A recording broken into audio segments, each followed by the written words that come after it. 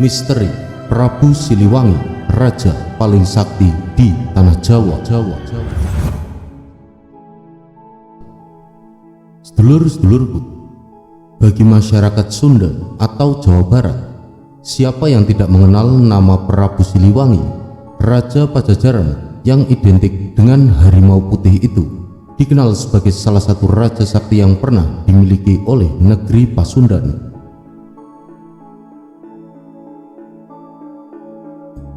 Nama Prabu Siliwangi sesungguhnya adalah nama lain dari Pangeran Pamanarasa.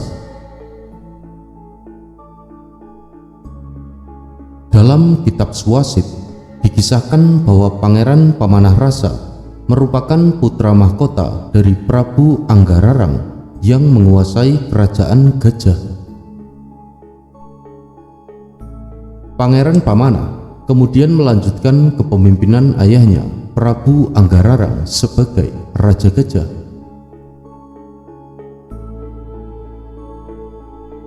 Di tengah memimpin kerajaan Gajah, Prabu Pamanarasa kerap mengembara ke sesuatu daerah.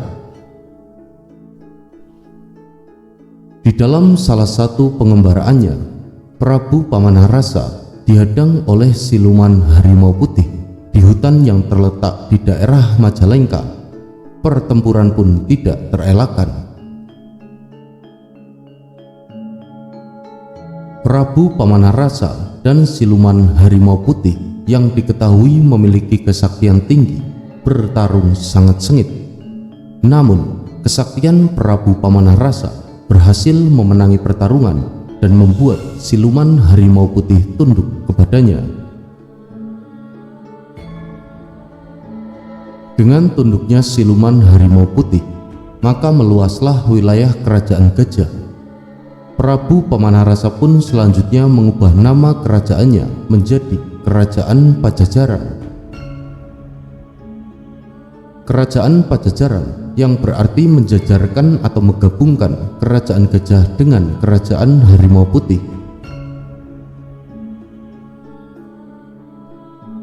Siluman harimau putih beserta pasukannya selanjutnya dengan setia mendampingi dan membantu Prabu Pamanarasa.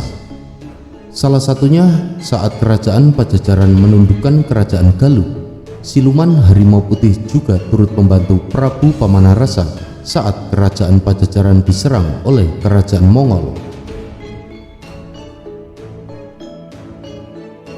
Seiring meluasnya wilayah kerajaan Gajah, Prabu Pamanarasa kemudian membuat senjata sakti yang kini menjadi lambang provinsi Jawa Barat, yaitu kujang.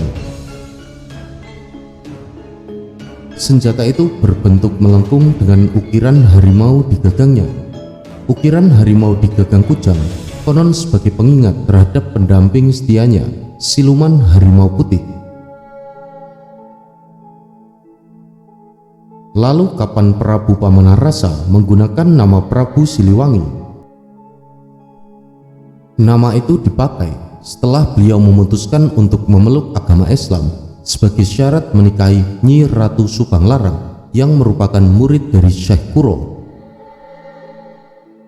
Dan dari rahim Nyi Ratu Subanglarang lahirlah seorang putra yang dinamakan Pangeran Kian Santang yang selanjutnya diberi gelar Pangeran Cakrabuana.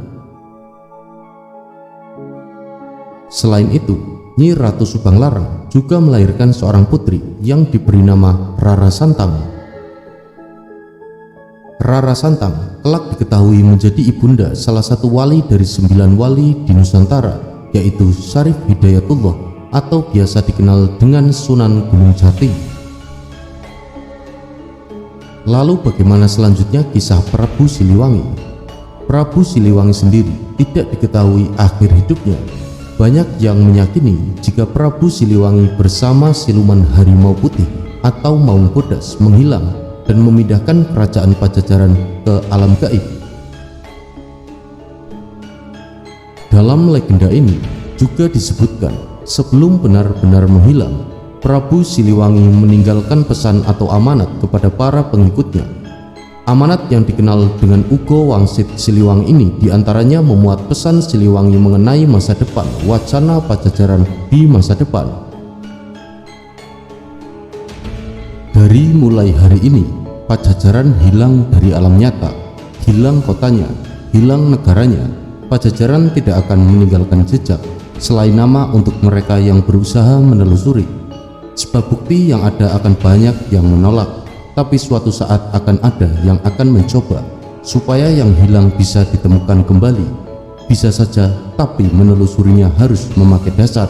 Tapi sayangnya yang menelusurinya banyak yang sok pintar dan sombong, dan bahkan berlebihan kalau bicara.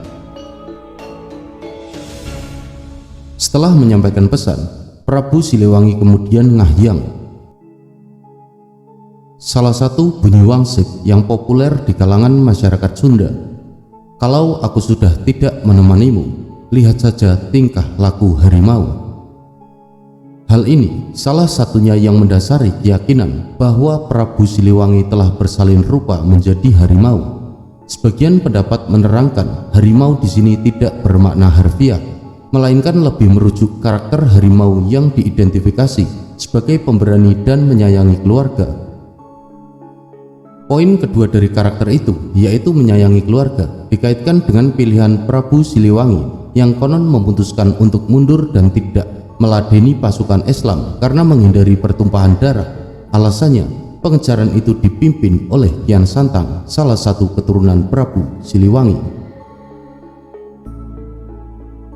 Uraian bahwa Prabu Siliwangi menghilang karena terdesak oleh masuknya Islam mengandaikan bahwa dialah raja terakhir Pajajaran, dan memang tidak sedikit yang menganggap Siliwangi sebagai raja terakhir dari Pajajaran, sehingga ngahyang atau moksanya Prabu Siliwangi sebagai akhir dari Pajajaran sendiri.